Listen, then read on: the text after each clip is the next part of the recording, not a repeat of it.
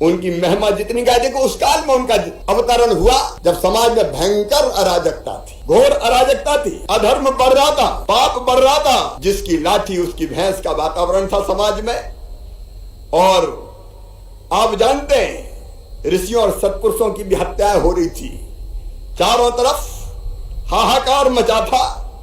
तब भगवान परशुराम दुष्टों के अंत के लिए उन्होंने परसा उठाया था। आप जानते हैं आतताइयों का वध किया हमने। एक तरफ से निकल पड़े जो दुष्ट थे, राजा जो अत्याचार और अन्याय की पराकाष्ठा कर रहे थे, उनका वध करते हुए उन्होंने अच्छे लोगों को प्रतिष्ठित करने का काम किया ताकि समाज में सुव्यवस्था बनी रहे।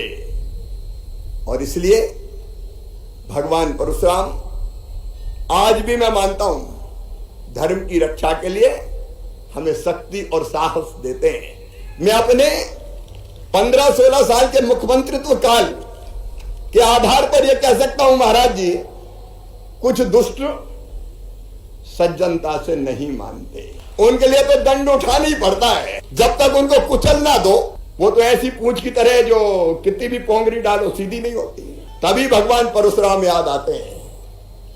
आप बताइए, अगर कोई मासूम बेटियों के साथ दुराचार करे तो उसे छोड़ना चाहिए क्या?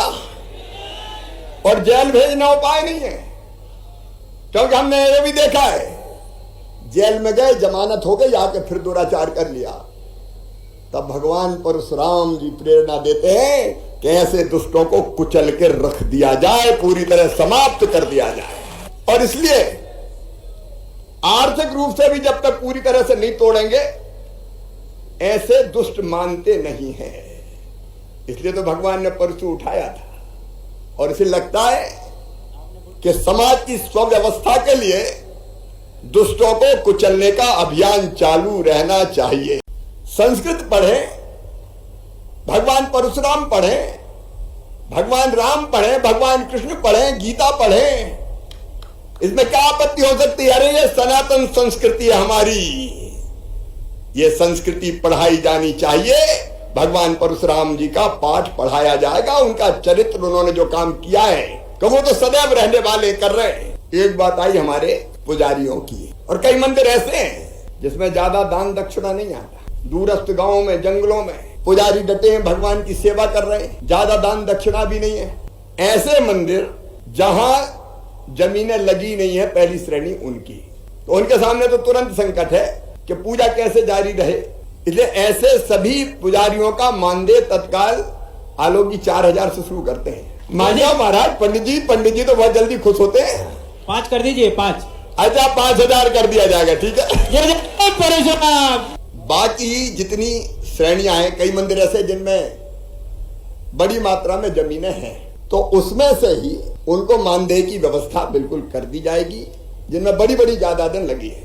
लेकिन एक बात, संपूर्ण संत समाज बैठा है यहाँ, विप्र समाज भी बैठा है, कोई जमीन सरकार नीलाम नहीं करेगी, करेंगे तो पुजारी ही नीलाम करेंगे। जय जय श्री राम, बहुत सुंदर।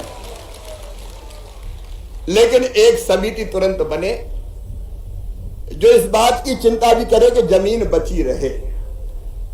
कुछ जगह जमीन बेच दी गई है, खुर्द बुर्द कर दी गई है, तो हम इसका तो कोई भी समर्थन नहीं करेंगे। सही बात है कि नहीं?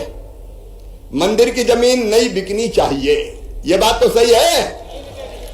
और इसलिए एक समिति बन के संतों की हो, विद्वानों की हो, वो सुझाए कि कम से कम जमीन बिकनी नहीं चाहिए।